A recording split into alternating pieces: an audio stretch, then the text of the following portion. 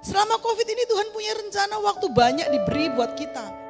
Kita harus semakin intim sama Tuhan, semakin baca firman, semakin nyembah Tuhan, semakin banyak hal yang kita selalu bertanya sama Tuhan. Tuhan, aku mengucap syukur kalau keadaan ini boleh terjadi.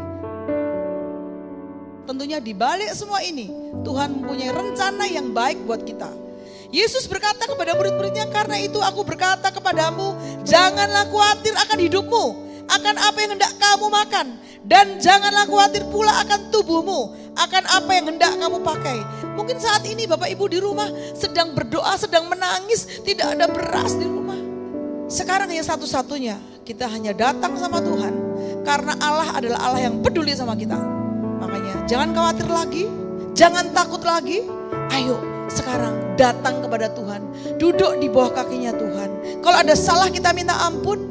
Kalau saat ini kita dalam kekurangan, kita tanya sama Tuhan, kita serahkan sama Tuhan. Apa nanti hikmat Tuhan? Itu yang kita lakukan. Kalau kita dalam keadaan yang susah, kita selalu mengucap syukur. Kita merasa bahwa Tuhan itu peduli, tidak pernah meninggalkan kita. Tentunya kita akan lewati dengan sukacita.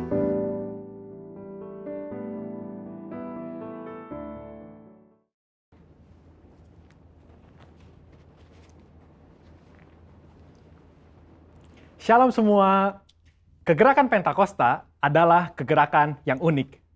Mengapa unik? Pernahkah saudara terbayang satu gerakan rohani yang dalam tempo 1 abad telah menyebar sampai ke 27% kekristenan yang ada? Kegerakan yang bergerak cepat ini memiliki pilar-pilar teologi yang perlu kita pahami. Pada Voice of Pentecost kali ini kita akan membahas mengenai 5 pilar teologi Pentakosta. Apa saja 5 pilar teologi Pentakosta itu? Yang pertama, Jesus as Savior, atau pilar keselamatan. Keselamatan adalah momen di mana seorang bertobat dan menerima Yesus sebagai Tuhan dan Juru Selamat. Pengakuan iman GBI berkata, semua manusia berdosa dan kehilangan kemuliaan Allah, sehingga harus bertobat dan berpaling kepada Allah untuk menerima pengampunan dosa. Pertobatan mencakup peristiwa di mana seorang mendengar kabar Injil tentang karya Kristus, meresponi Injil dengan iman dan pertobatan, dan mengalami perjumpaan secara pribadi dengan Yesus. Hal ini yang terjadi ketika Petrus berkhotbah dalam Kisah Para Rasul 2 ayat 16-35. Di ayat 37 disebutkan bahwa orang-orang yang mendengar sangat terharu dan memberikan respon yaitu bertobat dan menerima Yesus sebagai Tuhan dan Juru Selamat. Bukankah hampir sebagian besar khotbah-khotbah dari Pentakosta menekankan akan pertobatan dan kepercayaan kepada Yesus sebagai Juru Selamat pribadi? Yang kedua, Jesus as Sanctifier, atau pilar pengudusan. Ketika seorang diselamatkan, dia memasuki proses yang bernama pengudusan. Pengakuan iman GBI berkata penyucian hidup adalah buah kelahiran baru karena percaya dalam darah Yesus, dikerjakan oleh kuasa firman Allah dan Roh Kudus, karena itu kesucian itu azas dan prinsip hidup umat Kristen. Insan Pentakosta percaya bahwa anugerah keselamatan harus diresponi dengan benar dalam takut akan Allah. Filipi 2 ayat 12-13 berkata, kerjakan keselamatanmu dengan takut dan gentar. Karena Allah lah yang mengerjakan di dalam kamu, baik kemauan maupun pekerjaan menurut kerelaannya. Di sini terlihat tanggung jawab orang percaya untuk mengerjakan keselamatannya atau menguduskan kehidupannya dalam takut akan Allah. Proses pengudusan ini akan kita jalani selama kita hidup dengan tujuan agar kita menjadi segambar dan serupa dengan Kristus. Pengudusan pun berbicara kita meninggalkan kehidupan lama kita ataupun kebiasaan lama kita yang tergolong dosa dan menjadi pribadi yang baru di dalam Kristus. Tidak lagi hidup di dalam dosa. Yang ketiga, Jesus as Spirit Baptizer atau pilar baptisan Roh Kudus. Ini adalah bagian penting dan merupakan pilar sentral yang mengikat keseluruhan 5 pilar yang ada. Baptisan Roh Kudus yang dimaksud adalah baptisan yang dialami setelah seorang lahir baru, sebuah pengalaman yang juga bisa disebut sebagai kepenuhan roh, pencurahan roh, dan menerima Roh Kudus. Tanda awal seorang dibaptis oleh Roh Kudus adalah dia berkata-kata dalam bahasa roh sebagaimana yang diilhamkan oleh Roh Kudus. Baptisan Roh Kudus akan menghasilkan dampak secara internal maupun eksternal. Secara internal, yaitu kehidupan penyembahan yang lebih intim dengan Bapa. Karena menurut 1 Korintus 14 ayat 2, disebutkan bahwa orang yang menyembah dalam roh adalah mereka yang berkata-kata secara rahasia kepada Bapa. Pada ayat 4 pun dijelaskan bahwa saat kita berbahasa roh, kita sedang membangun diri kita. Secara eksternal, baptisan roh memberikan kuasa untuk menyelesaikan amanat agung. Seperti yang tercatat di dalam Kisah Para Rasul 1 ayat 8, dapat kita lihat di Alkitab bahwa pelayanan para murid berubah begitu mereka menerima baptisan Roh Kudus. Mereka menyembuhkan orang sakit, membangkitkan orang mati, mengusir setan, dan lain sebagainya. Yang keempat, Jesus as Healer, atau pilar kesembuhan ilahi. Di dalam pengakuan iman GBI, kita mempercayai bahwa kesembuhan ilahi tersedia dalam korban penebusan Yesus untuk semua orang percaya. Bagian ini sangat penting, karena kita mempercayai bahwa tanda dan mujizat masih berlaku di zaman ini. Orang yang telah dipenuhi Roh Kudus akan melakukan pelayanan dengan tanda-tanda seperti yang Yesus katakan dalam Markus 16 ayat 18-19. Mereka akan meletakkan tangannya ke atas orang sakit dan orang itu akan sembuh. Dari mana kuasa untuk menyembuhkan itu datang? Dari kepenuhan Roh Kudus yang dijanjikan oleh Bapa kepada setiap orang percaya. Kita percaya bahwa kematian Kristus telah menebus segala dosa-dosa kita, termasuk menanggung segala sakit penyakit kita. Yesaya 53 ayat 4a jelas berkata bahwa tetapi sesungguhnya penyakit kitalah yang ditanggungnya. Yang kelima, Jesus as soon coming King, atau pilar kedatangan Yesus yang kedua dengan segera. Pilar terakhir ini dipandang sebagai motivasi dan semangat untuk menyelesaikan amanat agung, memberitakan Injil dengan kuasa Roh Kudus, serta hidup dalam kekudusan. Kita percaya bahwa Yesus akan datang kali yang kedua untuk menjemput kita dengan segera. Pengakuan iman GBI berkata, Tuhan Yesus Kristus akan turun dari sorga untuk membangkitkan semua umatnya yang telah mati dan mengangkat semua umatnya yang masih hidup, lalu bersama-sama bertemu dengan dia di udara. Kemudian ia akan datang kembali dan bersama orang kudusnya untuk mendirikan kerajaan 1000 tahun di bumi ini. Kita percaya kedatangan Yesus untuk yang kedua kalinya untuk menjemput mempelainya yang masih hidup, atau biasa disebut rapture ini, akan terjadi secara tiba-tiba dan tanpa seorang pun tahu kapan waktunya. Ketidaktahuan kapan Yesus akan datang inilah yang akan mendorong setiap kita untuk dapat mempersiapkan diri sebaik-baiknya dan tetap hidup dalam integritas. Saya percaya pemahaman ini membawa kita semakin semangat di dalam menyelesaikan amanat agung dengan api Pentakosta ketiga. Saudara, untuk penjelasan lebih lengkapnya dari tim teologi kami, jangan lupa buka link yang ada di atas atau scan QR Code yang tersedia. Salam integritas, Tuhan Yesus memberkati.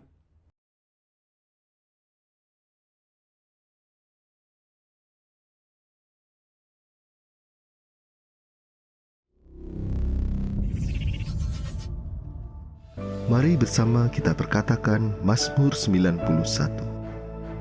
Dalam lindungan Allah, orang yang duduk dalam lindungan yang maha tinggi dan bermalam dalam naungan yang maha kuasa, akan berkata kepada Tuhan, tempat perlindunganku dan kubu pertahananku, Allahku yang kupercayai. Sungguh dialah yang akan melepaskan engkau dari jerat penangkap burung, dari penyakit sampar yang busuk. Dengan kepaknya ia akan menudungi engkau, di bawah sayapnya engkau akan berlindung. Kesetiaannya ialah perisai dan pagar tembok. Engkau tidak usah takut terhadap kedahsyatan malam, terhadap panah yang terbang di waktu siang, terhadap penyakit sampar yang akan berjalan di dalam gelap, terhadap penyakit menular yang mengamuk di waktu petang. Walau 1.000 orang rebah di sisimu dan 10.000 di sebelah kananmu, tapi itu tidak akan menimpamu. Engkau hanya menontonnya dengan matamu sendiri dan melihat pembalasan terhadap orang-orang fasik. Sebab Tuhan ialah tempat perlindunganmu, yang maha tinggi telah kau buat tempat perteduhanmu. Malapetaka tidak akan menimpa kamu, dan tulah tidak akan mendekat kepada kemahmu. Sebab malaikat-malaikatnya akan diperintahkannya kepadamu untuk menjaga engkau di segala jalanmu. Mereka akan menatang engkau di atas tangannya, supaya kakimu tidak terantuk kepada batu. Singa dan ular tedung akan kau langkahi. Kau akan menginjak anak singa dan ular naga. Sungguh hatinya melekat kepadaku, maka aku akan meluputkannya. Aku akan membentenginya, sebab ia mengenal namaku. Bila ia berseru kepadaku, aku akan menjawab. Aku akan menyertai dia dalam kesesakan. Aku akan meluputkannya dan memuliakannya. Dengan panjang umur akan kukenyangkan dia, dan akan kuperlihatkan kepadanya keselamatan daripadaku. Mari bersama kita deklarasikan Pentakosta ketiga. Pentakosta ketiga. 1. Pentakosta ketiga adalah pencurahan Roh Kudus yang dahsyat di zaman now, melebihi yang terjadi di Azusa Street. 2. Pentakosta ketiga akan mengakibatkan penuaian jiwa yang terbesar dan yang terakhir sebelum Tuhan Yesus datang kembali. 3. Pentakosta ketiga akan membangkitkan generasi Yeremia, yaitu anak-anak muda yang dipenuhi Roh Kudus, cinta mati-matian kepada Tuhan Yesus, tidak kompromi terhadap dosa, dan akan bergerak untuk memenangkan jiwa. 4. Pentakosta ketiga lahir di Indonesia dan bergerak ke bangsa-bangsa. Gerakan ini dari timur ke barat dan akan kembali ke Yerusalem. 5. Pentakosta ketiga akan memberikan kuasa untuk menyelesaikan amanat agung, dan setelah itu Tuhan Yesus datang kembali.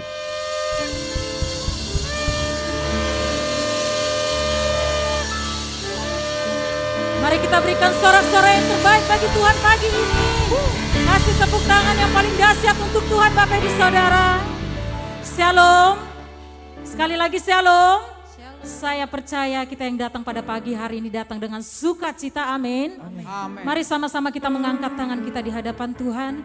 Kita akan siapkan hati kita pada pagi hari ini, menaikkan pujian penyembahan kita yang terbaik. Sama-sama kita berdoa. Ini setiap kami yang bersyukur pada pagi hari ini Tuhan. Kami percaya Bapa Engkau memberkati setiap kami di tempat ini. Kami percaya Tuhan yang sakit Tuhan akan sembuhkan pada pagi hari ini. Yang berbeban berat Tuhan akan lepaskan Bapa. Karena kami percaya Engkau sungguh terlalu baik bagi kami ya Tuhan. Terima kasih Bapa yang baik, kami serahkan ibadah kami pagi ini. Dari awal pertengahan hingga akhirnya Bapa. Biarlah hanya nama-Mu saja dipermuliakan. Dalam nama Yesus, haleluya, haleluya. Sama-sama katakan amin. Amin.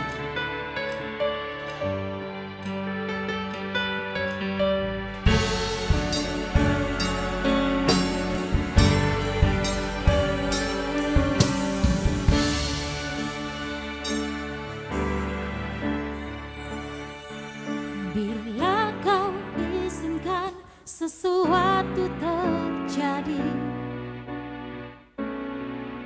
ku percaya semua untuk kebaikanku.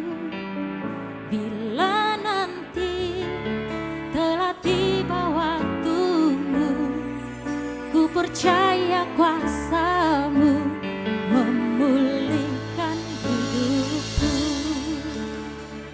Waktu Tuhan pasti yang terbaik, walau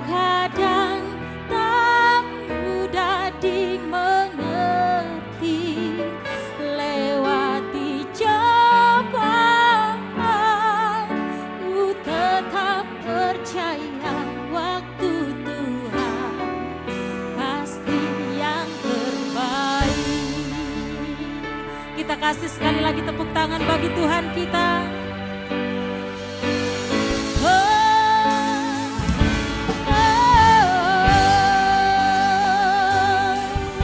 Bersama-sama kita katakan, bila kau izinkan sesuatu terjadi,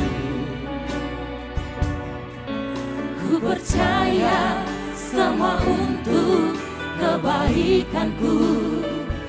Bila nanti telah tiba waktumu, ku percaya kuasa-Mu memulihkan hidupku. Waktu Tuhan pasti yang terbaik, walau kadang tak mudah dimengerti. Lewati cobaan, ku tetap percaya waktu Tuhan. Mari angkat kedua tanganmu Bapak Ibu Saudara, sama-sama nyatakan, waktu Tuhan pasti waktumu yang terbaik bagi kami Tuhan. Tak mudah dimengerti. Lewati cobaan, ku tetap percaya waktu Tuhan pasti yang terbaik.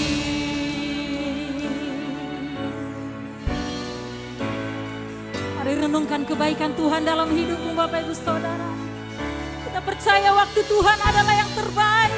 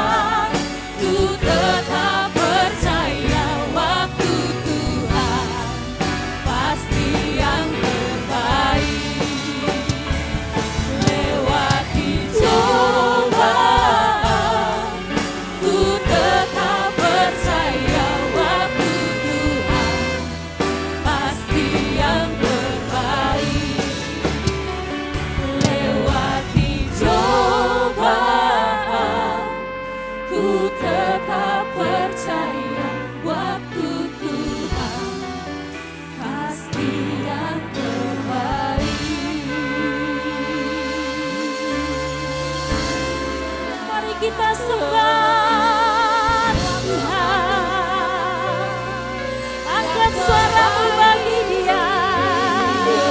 Tuhan kasih Bapa,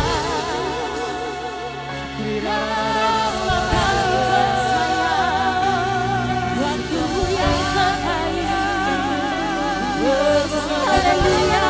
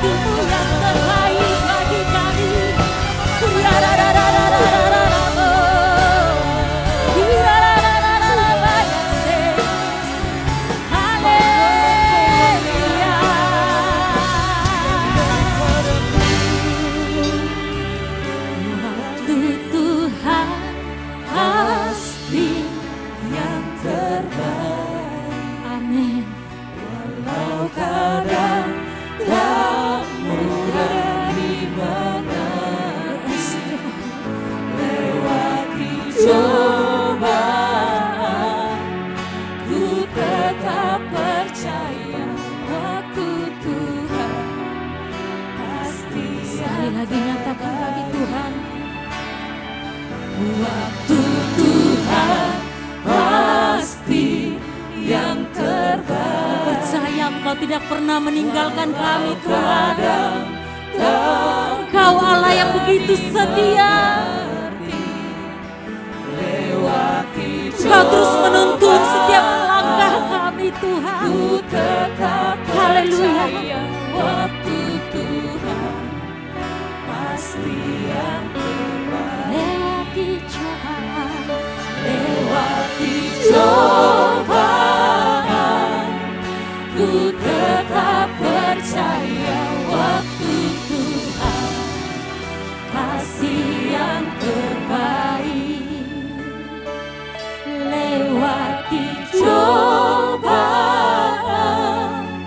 ku tetap percaya waktu Tuhan pasti yang terbaik. Berikan tepuk tangan yang paling dahsyat untuk Tuhan kita, Raja di atas segala raja, ya Allah yang hebat, Allah yang berkuasa di atas segalanya. Haleluya.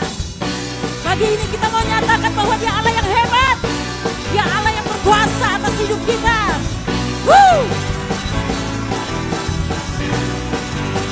Mari sama-sama berkuasa di bumi di surga, bertata dalam kemuliaan. Dialah Tuhan Allah kita, namanya berkuasa. Sama-sama, yo! Betapa hebat, betapa kuat, dasarnya Allah kita. Dia percaya atas semua perbuatan. Betapa hebat, betapa kuat, dasarnya Allah kita. Dia bernama Yesus, Raja segala raja, Tuhan Allah kita. Sebab Dia Allah yang hebat dalam hidup kita, saudara. Sama-sama kita berikan yang terbaik bagi Tuhan pagi ini. Sama-sama berkuasa di bumi di surga, bertata dalam kemuliaan. Dialah Tuhan Allah kita, namanya berkuasa. Hebat Tuhan, betapa hebat, betapa kuat, Allah kita. Percaya atas semua. Betapa hebat, betapa hebat, betapa kuat, Allah kita. Dia bernama Yesus, Raja segala raja, Tuhan Allah kita. Yang percaya Allah kita dahsyat boleh lambaikan tangannya, saudara. Ya Raja di atas segala raja.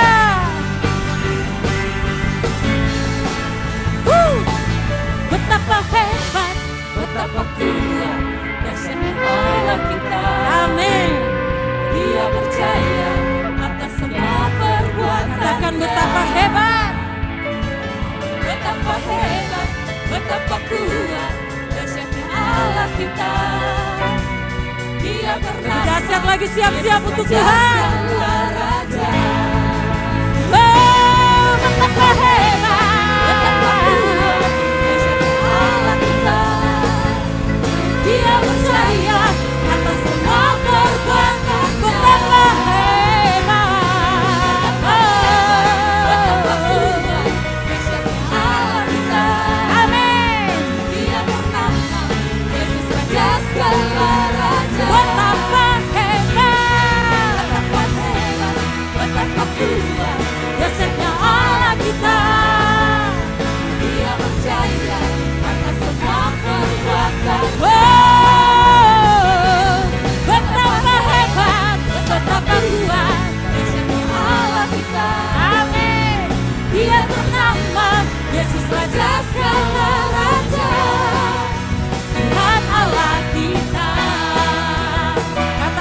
Tuhan Allah kita yang berkuasa.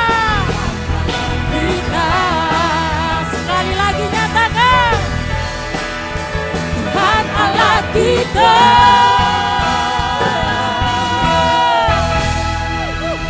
Lebih dahsyat lagi, berikan tepuk tangan yang terbaik untuk Tuhan Bapak Ibu Saudara. Haleluya. Yang percaya, yang diberkati pada pagi hari ini boleh lambaikan tangannya Bapak Ibu Saudara. Haleluya. Kita tetap dalam hadirat Tuhan. Kita hormati Tuhan pada pagi hari ini. Thank you Jesus.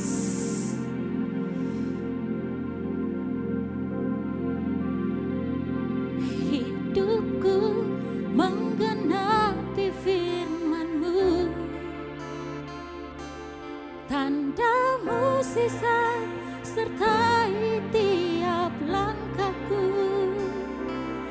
Kau bersamaku,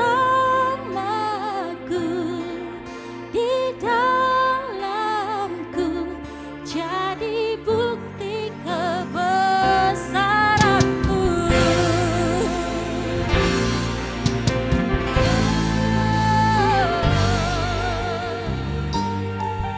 Tuhan, Kau sempurna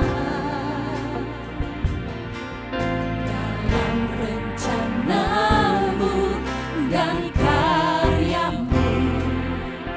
Ku serahkan hidupku, murnikan dengan Roh-Mu. Tuhan, Kau sempurna dalam rencana-Mu dan karya-Mu. Ku serahkan hidupku, murnikan dengan Roh-Mu. Hidupku menggenapi firman-Mu, tanda mukjizat sertai tiap langkahku. Kau bersamaku, di dalamku, jadi bukti kebesaran-Mu. Berikan tepuk tangan yang terbaik untuk Tuhan Bapak Ibu Saudara. Tuhan, Kau sempurna dalam rencana-Mu dan karya-Mu. Ku serahkan hidupku, murnikan dengan Roh-Mu. Hidupku menggenapi firman-Mu. Amin. Tanda mukjizat sertai tiap langkahku. Kau bersamaku,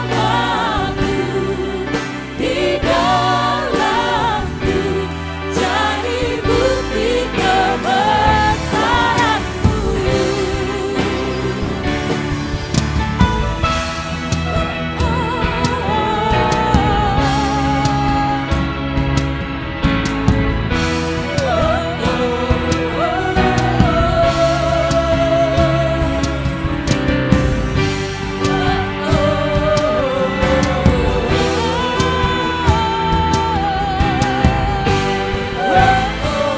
Mari bersama-sama kita nyatakan.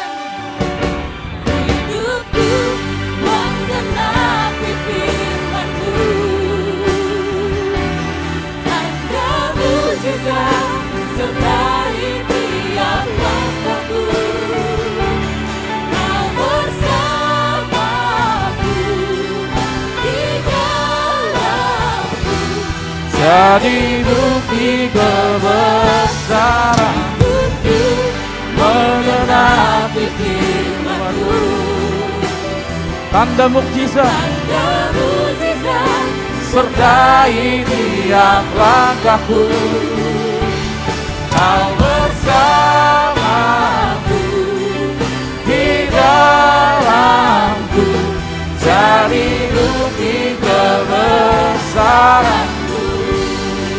Kau bersama kami Tuhan.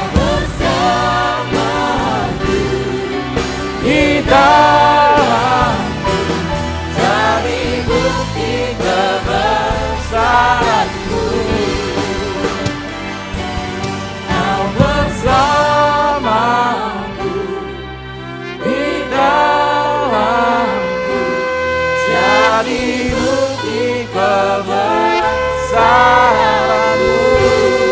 Haleluya. Berikan kemuliaan Tuhan kita. Mari kita menyembah Tuhan, angkat suaramu, sembah Dia, karena hanya Dia yang layak kita sembah. Kebesaran Tuhan, kami mengagungkan keagungan-Mu, kami bersyukur.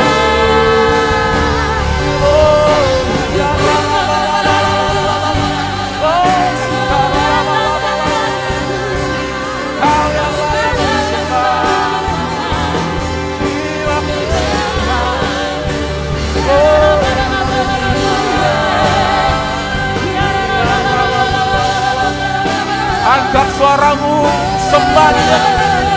Hanya Dia yang layak disembah. Dia Tuhan yang memberikan kita penuh dengan pengharapan.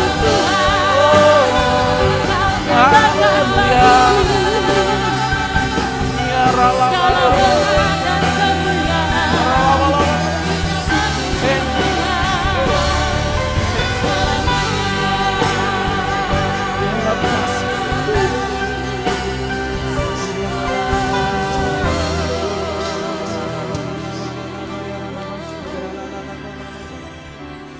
Bapa di surga, kami bersyukur untuk hari demi hari yang Kau jadikan selalu baru bagi setiap kami. Jika sampai hari ini, jika kami masih diizinkan untuk ada di muka bumi ini, itu semua karena kebaikan-Mu, karena kemurahan-Mu ya Tuhan.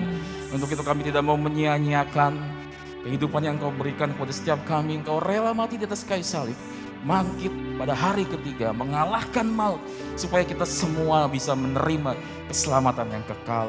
Untuk itu terimalah setiap pujian dan penyembahan yang sudah kami naikkan ya Tuhan. Biar hanya menjadi dupa yang harum dan berkenan di hadapan-Mu. Dan sementara kami akan menerima berkat firman Tuhan. Kiranya Tuhan urapi setiap kami semua yang di tempat ini. Bahkan yang menyaksikan secara live. Biarlah firman Tuhan bisa diterima dengan baik. Seperti sebuah benih yang jatuh pada tanah yang subur. Sehingga berakar bahkan menjadi pohon yang besar. Dan menjadi pohon yang lebat. Dan menjadi berkat bagi setiap orang di sekitarnya. Kami siapkan hati kami untuk menerima berkat firman-Mu. Di dalam nama Tuhan kami Yesus Kristus. Yang siap menerima berkat firman Tuhan. Mari sama-sama katakan. Amin. Berikan kemuliaan dulu Tuhan kita. Ya, shalom. Silahkan duduk Bapak Ibu sekalian. Bagaimana kabarnya hari ini? Loh, luar biasanya letoy. Luar biasa gitu. Bagaimana kabarnya hari ini Bapak Ibu? Nah, itu menggambarkan seperti spirit ya, spirit orang Kristen zaman now itu harus tetap semangat. Walaupun kondisinya kita tahu ya, bangsa kita sedang banyak mengalami bencana ya. By the way, saya mau mengucapkan turut berduka mungkin buat bagi saudara sekalian, ada yang punya keluarga di NTT. Karena saya tahu mendapat berita ya, ada ratusan orang meninggal dan puluhan orang hilang tanpa jejak ya. Kiranya Tuhan memberikan kekuatan dan penghiburan bagi keluarga yang ditinggalkan ya. Dan hari ini kita akan mendengar firman Tuhan tentang pengharapan ya, hope, pengharapan. Saya kemarin waktu menyiapkan ini saya bertanya sama Tuhan, kira-kira apa yang mau saya bagikan ya di tengah-tengah new normal seperti ini ya.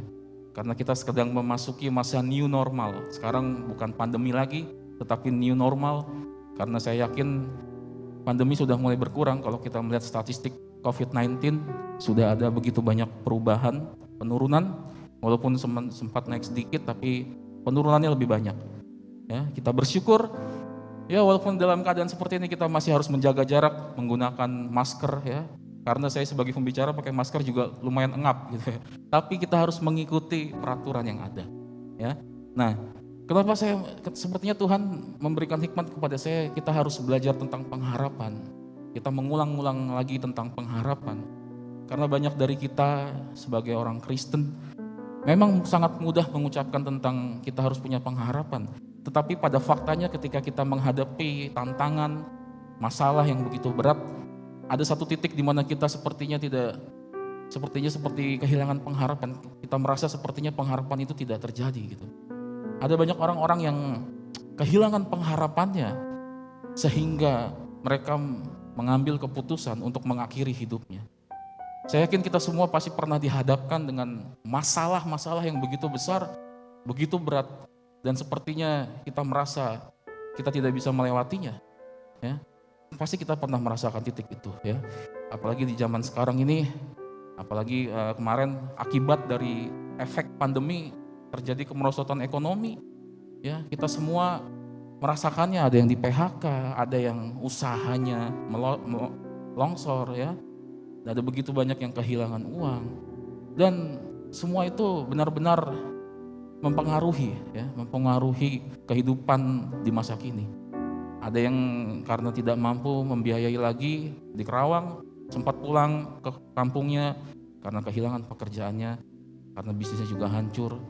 Tetapi hari ini saya mau ingatkan kepada kita semua, kalau saudara mungkin merasa sedang seperti kehilangan pengharapan, percayalah, kita sebagai murid Tuhan, anak Tuhan, Tuhan kita tidak pernah meninggalkan umatnya.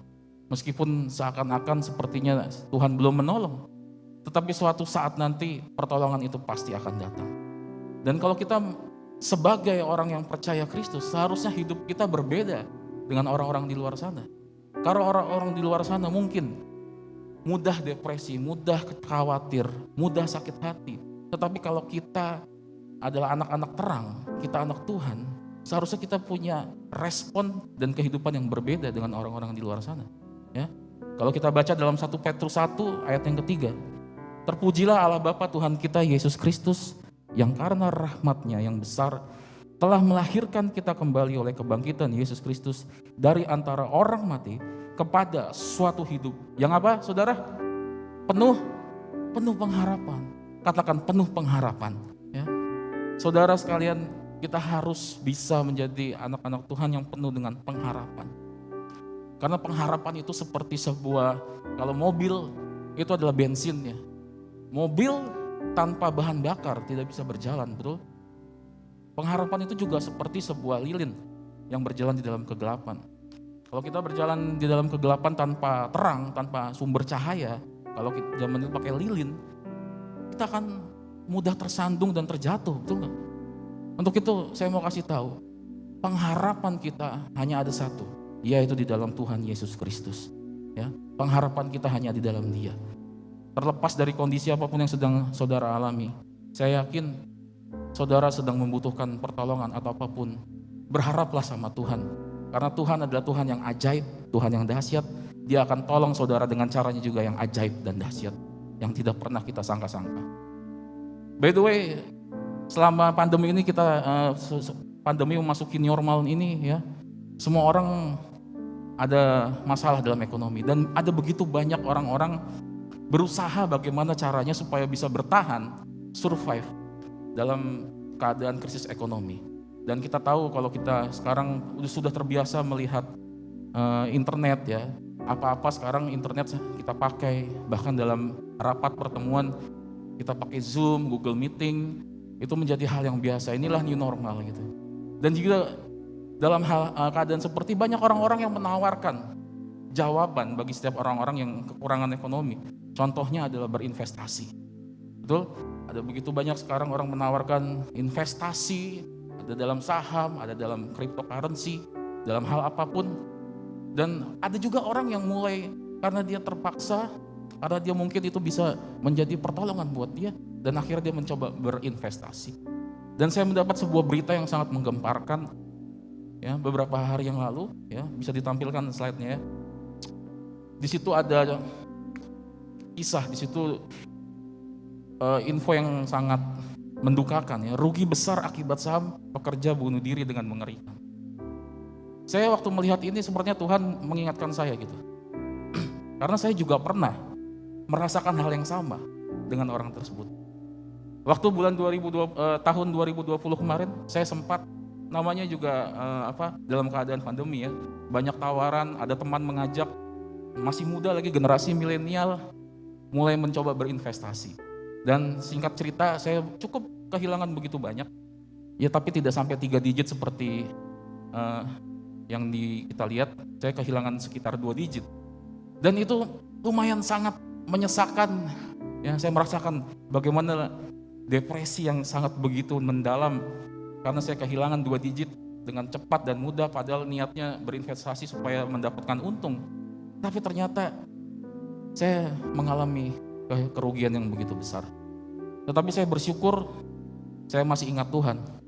Saya yakin ini juga kesalahan dari saya. Saya mencoba memasuki tanpa pelajaran apapun, asal-asalan masuk karena cuman ikut-ikutan, ya, modal ikut-ikutan.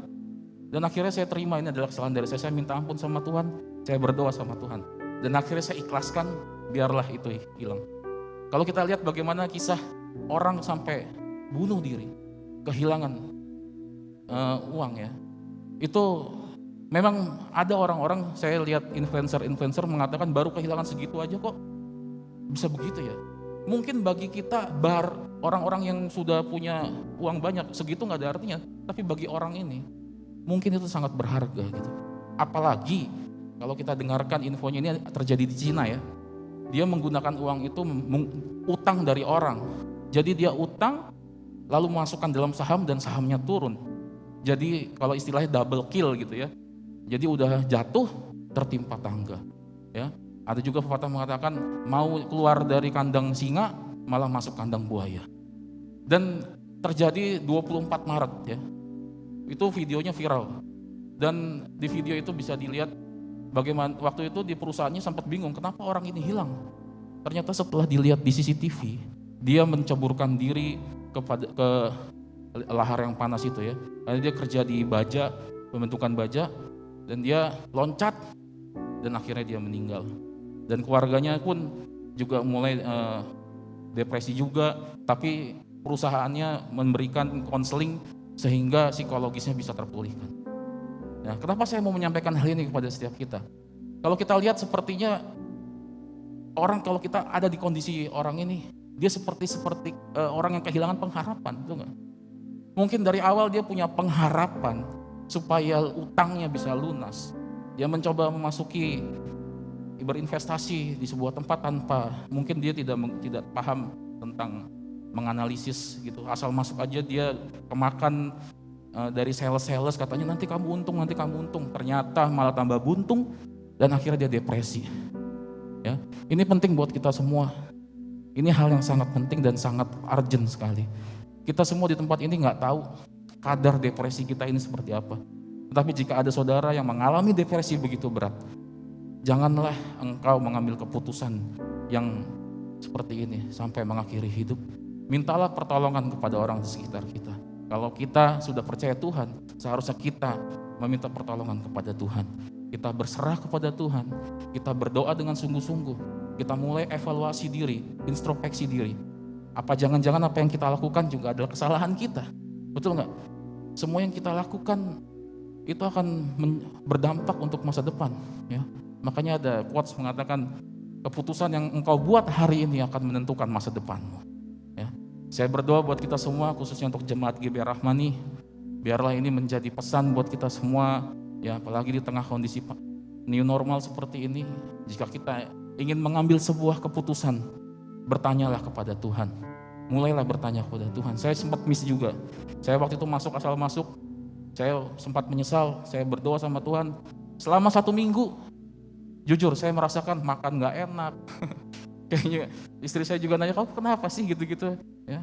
Orang tua saya juga bertanya dan akhirnya saya kasih tahu dan akhirnya saya ikhlaskan. Dan puji Tuhan, Tuhan bisa ganti semuanya bukan melalui hal ini dengan cara yang lain ya. Karena saya percaya ketika kita mengikhlaskan sesuatu ya, kita melepaskan pengampunan, pasti berkat Tuhan yang begitu besar akan diberikan bagi setiap kita yang percaya kepadanya. Apakah saudara percaya? Berikan kemuliaan Tuhan kita. Ya. Ikhlas itu adalah sesuatu yang sangat penting. Kalau kita mau bisa mempunyai pengharapan di dalam Tuhan, ya, kita harus punya sikap hati yang benar juga di hadapan Tuhan. Saya yakin kalau kita benar di hadapan Tuhan, Tuhan pasti akan berikan yang terbaik buat kita. Tetapi kalau kita salah, kita melakukan yang tidak berkenan di hadapan Tuhan, saya yakin pengharapan yang kita minta mungkin agak sulit diizinkan Tuhan terjadi. Betul nggak? Kalau dan juga tujuan pengharapan kita. Kalau pengharapan kita adalah pengharapan yang positif, pasti Tuhan akan izinkan itu terjadi. Ya, jangan seperti ini. Misalnya saudara punya perusahaan, terus perusahaan saudara agak turun nih ya, saham apa uangnya atau apanya, profitnya, terus berdoa, Tuhan semoga perusahaan sebelah tuh hancur, jadi perusahaan saya bisa naik. Nah itu nggak bagus ya. Berdoa untuk merugikan orang, ya itu tidak baik. Ya, pasti Tuhan pasti tidak suka. Kalau kita berharap sama Tuhan, kita berserah sama Tuhan, dan apa yang kita minta sama Tuhan adalah sesuatu yang positif, saya yakin Tuhan pasti izinkan itu terjadi. Tetapi waktunya kita nggak tahu, ya. Makanya di sini ada 3 pesan penting yang harus saya bagikan kepada kita semua. Ada 3 hal supaya pengharapan kita tidak hilang, supaya kita kuat, tetap berharap sama Tuhan, kita percaya sama Tuhan, Tuhan pasti memberikan jawaban. Dalam Ibrani 13 ayat yang ke-6 dikatakan, sebab itu dengan yakin kita dapat berkata, Tuhan adalah penolongku. Aku tidak akan takut apakah yang dapat dilakukan manusia terhadap aku. Yang pertama, kita harus yakin bahwa Tuhan akan menolong kita. Pertanyaan sekarang, apakah saudara yakin Tuhan akan menolong saudara sekalian? Amin. Amin, aminnya nggak sesuai nih. Amin. Ya, kita harus punya mental bahwa apapun yang sedang kita alami, kita berserah sama Tuhan. Kita percaya pasti Tuhan akan menolong kita. Ya, saya yakin kalau kita sudah percaya Tuhan, seharusnya kita sudah menyerahkan seluruhnya kepada Tuhan. Hidup kita semuanya adalah miliknya Tuhan.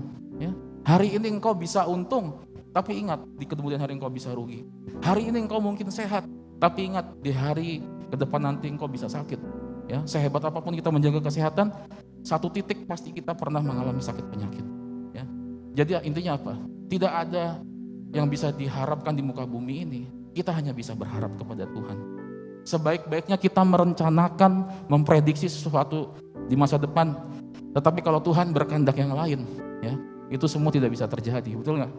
Makanya kalau sebagai orang Kristen yang dewasa, ketika dia sekarang sedang mengalami keberuntungan atau apa, dia tidak pernah sombong, dia tidak pernah membanggakan, tetapi dia akan selalu mengembalikan kembalikan kebaikan ini semuanya berasal daripada Tuhan.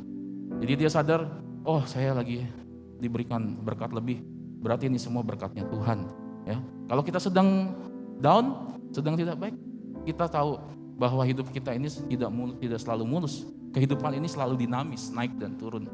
Jadi itu hal yang wajar dan kita harus tetap percaya kepada Tuhan ketika kita sedang terpuruk, ya kan? Nah, kita harus yakin tangan Tuhan akan menolong. Ada satu cerita yang mau saya bagikan buat saudara sekalian. Dari poin pertama, kenapa kita harus yakin tangan Tuhan menolong? Karena kemarin waktu kita setiap hari Selasa rutin untuk TFT, ya, kita sedang mengembangkan pengajaran. Jadi kita di training dari Rayon 18 supaya nanti kita mau bikin tiap Selasa pengajaran, ya, kalau saudara mau ikut nanti, tapi belum dibuka karena kita masih di training. Nah, di situ kita ketemu gembala-gembala di Rayon 18, ya. Di situ kita ada grup-grupnya dan satu cerita kita sharing, ya. Sharing tentang mengasihi sesama, dan ternyata ada sebuah kesaksian dari seorang gembala di Rayon 18, ya. Seorang sepasang suami istri. Dia bilang katanya, saya bersyukur waktu itu Tuhan tolong saya. Saya sempat tidak bayar obat. Saya tidak mampu membayar obat, tapi sakitnya bukan sakit COVID, ya. Karena masalah pandemi kan kemarin kita tahu lah, pasti keuangan mengalami penurunan. Dia sempat tidak punya uang. Tetapi entah kenapa tiba-tiba, ya, ibu ini mendapatkan amplop dari seorang gembala juga. Ya, dan akhirnya setelah dia mendapatkan itu, dia bisa pakai untuk berobat dirinya. Dan hari itu dia buka di situ. Dia sampai nelpon orang yang memberi itu dan mengatakan, kenapa harus ibu yang menolong, sampai nangis lah. Padahal yang memberi tidak ada tujuan apa-apa, dia memberi karena mungkin itu hikmat Tuhan. Ya, ya saya buka ya, yang memberi itu adalah senior pastor, karena senior pastor waktu itu punya hikmat dari Tuhan katanya dalam masa pandemi.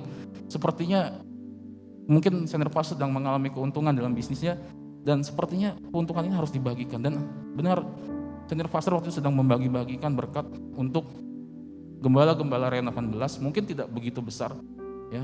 Yang penting semuanya bisa dapat, karena dalam masa pandemi ini benar-benar waktu itu banyak yang kekurangan. Gitu. Dan akhirnya apa? Ternyata apa yang ditabur oleh senior pastor, hari itu kita baru sadar, ya. Kita baru tahu bahwa ternyata Tuhan bekerja dalam kehidupan ini. Siapa yang sangka kita mau tolong orang dan ternyata pertolongan kita dibutuhkan benar-benar sama orang itu. Ya enggak? Dan sampai ibu ini mengucap syukur kepada Tuhan. Dia bersyukur ternyata Tuhan bekerja dalam hidupnya. Ya. Dia adalah seorang gembala, sepasang suami istri ini. Walaupun keadaannya sulit, saya bersyukur dia tidak sampai terlilit hutang. Tetapi dia bisa mencukupkan diri. Dan sampai akhirnya ketika dia dalam waktu yang mungkin dalam keadaan yang begitu berat. Dan ternyata pertolongan Tuhan itu selalu ajaib. Ya. Siapa yang sangka bisa ada tiba-tiba dikasih gitu, nggak bisa bayar obat tiba-tiba dikasih. Saya yakin orang-orang seperti ini adalah orang-orang yang selalu yakin bahwa Tuhan adalah penolong satu-satunya dalam hidupnya. Ya. Saya berdoa buat saudara sekalian, Tuhan akan menolong saudara dengan caranya yang ajaib. Saya nggak tahu, ya. Yang penting tetap berdoa dan berserah.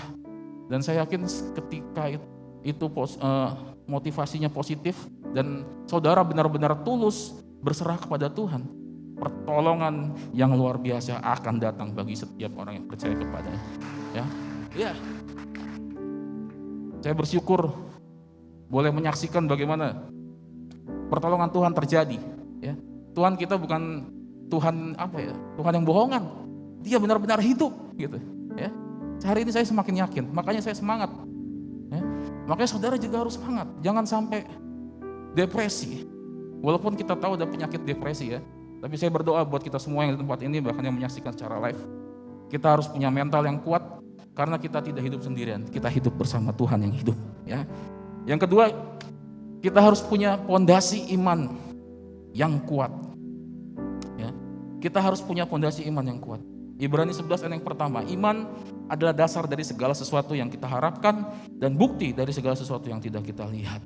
Ya. Nah, Roma 10 ayat 17 juga mengatakan, jadi iman timbul dari pendengaran dan pendengaran oleh firman Kristus. Hari ini saudara sedang mendengarkan firman, betul? Saya berdoa, biar firman yang saya tabur bisa ditangkap saudara, menguatkan iman saudara, membangun fondasi iman saudara. Saudara semakin kuat di dalam Tuhan, semakin yakin di dalam Tuhan. Apapun masalah yang sedang saudara alami, ya saya tidak tahu. Mungkin kalau kita sharing satu sama lain, bagi kita masalah dia kecil, tetapi bagi dia belum tentu kecil. Itu adalah masalah besar. Ya, saya berdoa apapun masalah yang sedang saudara alami, biarlah iman saudara semakin dikuatkan. Ya, 1 Korintus 2 ayat yang ke-9. Jika kita mengasihi Tuhan, ya. 1 Korintus 2 ayat yang ke-9. Tetapi seperti ada tertulis, ya, apa yang tidak pernah dilihat oleh mata dan tidak pernah didengar oleh telinga dan tidak pernah timbul di dalam hati manusia, semua yang disediakan Allah untuk mereka yang mengasihi Dia. Ya. 1 Korintus 2 ayat yang ke-9 ya, di slide sebelumnya. Saya yakin kalau kita mengasihi Tuhan, apa yang tidak pernah dilihat mata, apa yang tidak pernah didengar oleh telinga, dan apa yang tidak pernah timbul dalam hati manusia, semua yang disediakan Allah untuk mereka yang mengasihi Dia. Apakah saudara sudah mengasihi Tuhan? Aminnya ragu-ragu ini. Ya, saya nggak tahu kehidupan saudara hari-hari ini, ya. Tapi saya berdoa, saudara harus bertanya sendiri sama Bapa di surga, apakah engkau sudah benar-benar mengasihi Tuhan? Ya. Terus tanya sama Tuhan, terus berdoa sama Tuhan. Kalau perlu sampai puasa, jika saudara ingin mendengar jawaban dari Tuhan. Ya, saya berdoa biar kita semakin mengasihi Tuhan sehingga Tuhan berikan apa yang tidak pernah dilihat oleh mata, apa yang tidak pernah didengar oleh telinga, yang tidak pernah timbul dalam hati. Pasti Tuhan akan sediakan yang terbaik bagi saudara dan saya. Ya. Dan yang terakhir, poin ketiga, supaya pengharapan kita tidak hilang. Ini adalah yang sangat penting. Seperti lagu yang kita nyanyikan tadi, sabar menanti waktunya Tuhan. Sabar menanti waktunya Tuhan. Saya yakin sabar ini adalah sesuatu yang tidak enak ya. Betul? Saudara nggak senang kan kalau pergi ke sebuah tempat ngantri panjang, pasti sudah males duluan. Aduh, ngantrinya panjang, males gitu kan? Ya. Seperti kemarin kita ke dokter mau konsultasi gizi ya, karena kita sedang mencoba menurunkan berat badan supaya hidup lebih sehat. Antriannya dari jam 10 pagi dan jam 3 sore kita baru bisa ketemu dokternya. Luar biasa. Itu sabar gitu ya. Saya dari kejadian itu aja saya bisa dapat hikmat dari Tuhan gitu. Tuhan mengingatkan kita harus sabar gitu ya. Sabar menanti Tuhan. Karena kita tahu kita ini manusia yang terbatas. Tuhanlah yang tidak terbatas. Dialah yang menciptakan kita gitu. Kalau hari ini kita sedang mengalami masalah yang kita alami tidak akan melebihi dengan batas kekuatan kita. Saya yakin masalah-masalah yang kita alami pasti kita bisa lalui bersama Tuhan jika saudara sungguh-sungguh bertobat dan mengasihi Tuhan dengan benar ya. Dan kita juga harus tahu dalam Yesaya 5 ayat yang ke-8 sampai 11 ayat yang terakhir, sebab rancanganku bukanlah rancanganmu dan jalanmu bukanlah jalanku. Demikianlah firman Tuhan, seperti tingginya langit dari bumi, demikianlah tingginya jalanku dari jalanmu dan rancanganku dari rancanganmu. Ya, kita tahu rancangan Tuhan adalah rancangan yang terbaik. Ya, mungkin kita bisa merencanakan apapun dalam hidup ini, kita merencana nanti ke depannya baik. Tetapi saya mau kasih tahu, tapi Tuhanlah yang bisa memberikan rancangannya kepada kita yang percaya kepadanya. Kehendak Tuhanlah yang pasti akan terjadi dalam hidup kita. Tetapi harus diingat, rencana Tuhan itu adalah rencana yang terbaik. Untuk itu saya berdoa, biar kita tetap sabar menanti waktunya Tuhan. Ya, saya nggak tahu mungkin saudara punya resolusi dari tahun 2020, ada begitu banyak yang mau diminta. Ya, tidak salah. Kalau saudara ingin berdoa, minta saja. Karena firman Tuhan berkata, carilah maka engkau mendapatkannya. Ya enggak? Mintalah maka engkau akan diberi. Ketuklah maka pintu akan dibukakan. Ya. Selama motivasi saudara positif, permintaan saudara sesuai dengan maunya Tuhan dan berkenan di hadapan Tuhan, pasti semua itu akan terjadi di dalam hidup saudara dan saya. Terpujilah nama Tuhan. Ya, kita berikan kemuliaan untuk Tuhan kita. Ya. Jadi supaya pengharapan kita tidak hilang, saya review lagi ya. Yang pertama, kita harus yakin Tuhan akan menolong, ya. Dan yang kedua, kita harus mempunyai pondasi iman yang benar, yaitu pondasinya di dalam Tuhan kita Yesus Kristus. Pondasi iman kita bukan di barang, bukan di uang, bukan di jabatan, tapi pondasi iman kita ada dalam Tuhan kita Yesus Kristus. Kalau kita berserah kepadanya, kita ikhlas, saya yakin kita akan diberikan yang terbaik dari hidup kita ya. Dan yang terakhir, kita harus sabar menanti waktu Tuhan ya. Mungkin saudara sedang menunggu jawaban Tuhan, bersabarlah.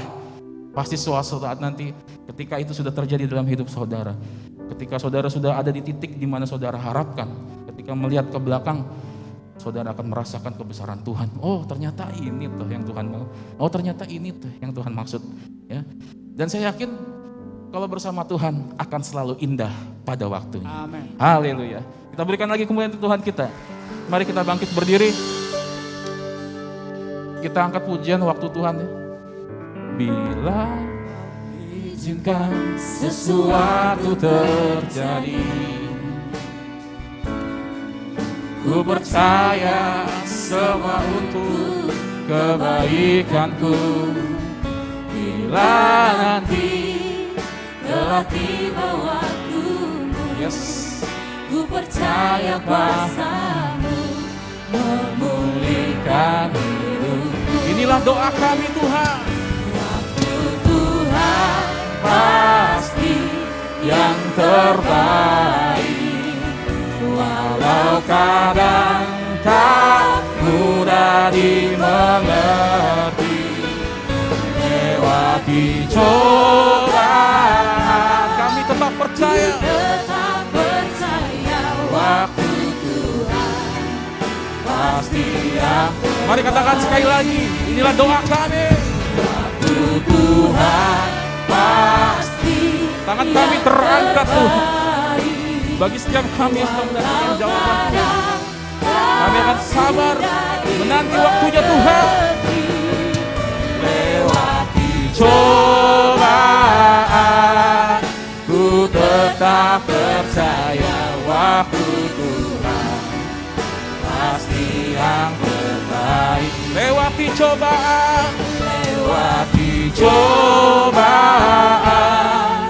ku tetap percaya waktu Tuhan pasti. Katakan sekali lagi, lewati cobaan,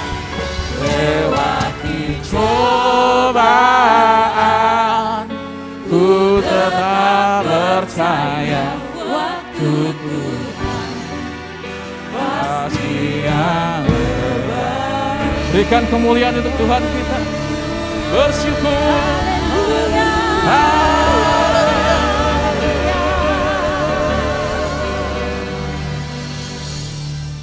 Kami bersyukur ya Tuhan untuk firman-Mu yang begitu dahsyat, menguatkan setiap kami supaya kami yakin Tuhan pasti akan menolong setiap kami. Kami harus punya fondasi iman yang benar karena pengharapan kami hanya ada di dalam Tuhan. Meskipun kami melewati jalan yang begitu berat, yang begitu jurang, yang begitu dalam, tangan Tuhan tidak akan pernah melepaskan tangan kami. Kami percaya ya Tuhan, suatu saat nanti pertolongan Tuhan yang begitu luar biasa akan terjadi dalam hidup setiap kami. Dan yang terakhir, kami akan terus sabar menanti waktu-Mu Tuhan. Apapun yang Engkau kehendaki akan selalu kami terima, karena kami tahu Tuhan selalu memberikan rancangan yang terbaik bagi setiap kami yang percaya dan mengasihinya.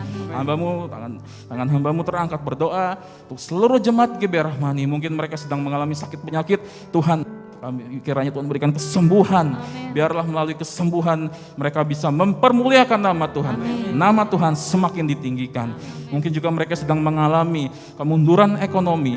Kiranya Tuhan berikan mereka hikmat Tuhan daripada-Mu supaya ekonomi mereka bisa pulih, sehingga melalui keberhasilan ekonomi mereka nama Tuhan semakin dipermuliakan. Kami juga berdoa untuk setiap orang-orang yang sedang menunggu jawaban dari Tuhan. Biarlah Roh Kudus memberikan hati yang sabar untuk menanti jawaban dari Tuhan. Terpujilah nama-Mu ya Bapa. Biar nama Tuhan semakin dipermuliakan di dalam setiap hidup kami. Di dalam nama Tuhan kami Yesus Kristus. Dan sebelum kami mengakhiri ibadah ini, kami rindu untuk menerima berkat Tuhan.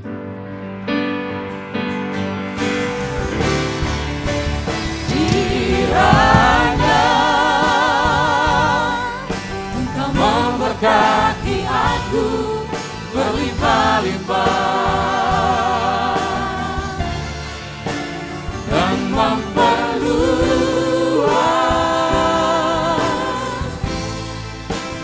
daerahku,